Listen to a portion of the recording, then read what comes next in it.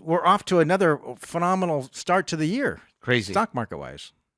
Yes. Of course, we had the inauguration this last week, and we're not going to talk about that noise. Please, no. But we try to stay apolitical. yeah, We try, but we too are human, and it may bleed through at times. So no need to actually send us emails if you see us bleeding through our political leanings at some point in time. But it's just, I mean, it's the stock prices, if they grow faster than the underlying earnings, that's not a great thing. Yes. Yeah. And I've seen a number of articles this week referencing back to Bob Shiller's CAPE index and how the stock market is grossly overpriced.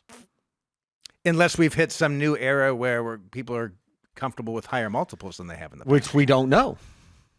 Because the multiples the last 30 years were higher than the multiples the previous 70. Yes. Yeah. Maybe there's a feeling of optimism in the air that just drives it higher and higher. Who knows?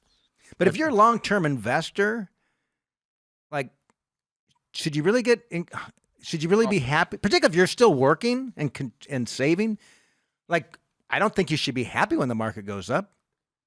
If you're still contributing to your portfolio. Well, Scott, that's not fair.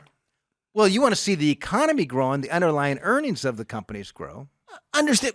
Okay, so I'm saving for retirement. I'm just saying from a purely rational standpoint. Okay. I know we're humans. Okay. I like looking at my numbers as much as the next guy or gal, right? Yes. I mean, I get it. Like it's been pretty good couple years.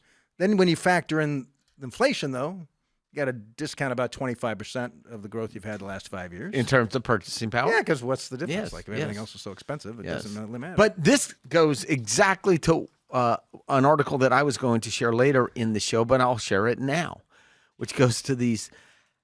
It's an article that came out on January 10th in the Wall Street Journal. How you can see through Wall Street's ritual of wrong.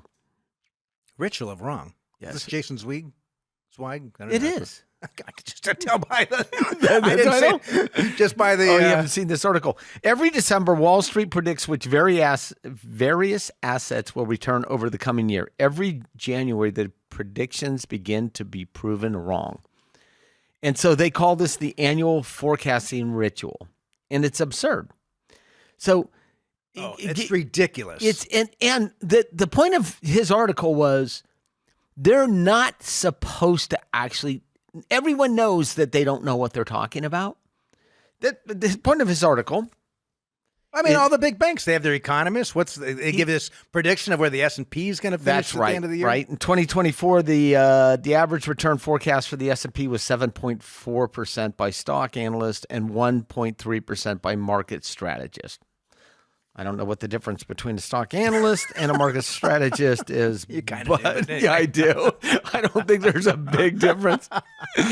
But between that, venture funds and private equity and hedge funds and the whole bit. But the S&P realized 26.3%. So way off. But his point is the reason they do this is to create conversations with people that are actually going to engage with them.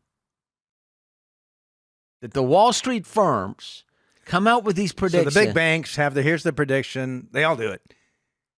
And that way their clients would want to have a conversation. And re-examine their portfolio to make sure that they're allocated in the proper positions.